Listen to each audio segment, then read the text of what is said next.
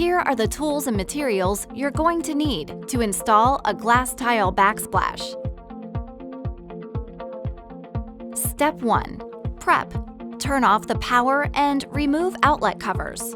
Tape off and cover countertop for protection during install. Remove any appliances along the wall. Once the appliances have been removed, screw in a 1-inch by 2-inch ledger board that lines up directly with the countertop. Step 2. Prime.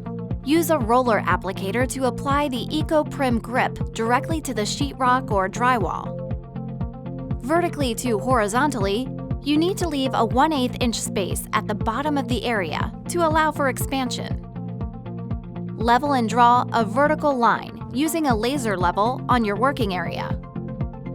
Measure and dry lay the tile to ensure the tiles are cut where needed to fit in the working area for the backsplash.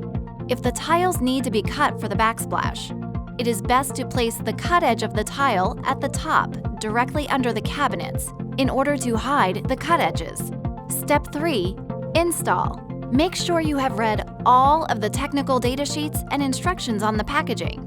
Pour the Adesilex into a bucket and add 1 bottle of CareApply additive. Use the ruby paddle to begin mixing the Adesilex and CareApply until you have reached a peanut butter-like consistency.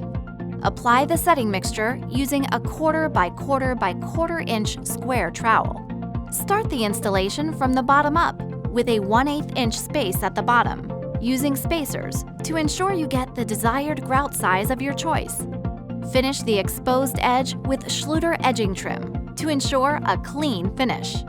Once the setting material and tile is up on the wall, let it dry for 24 hours. Step 4. Grout.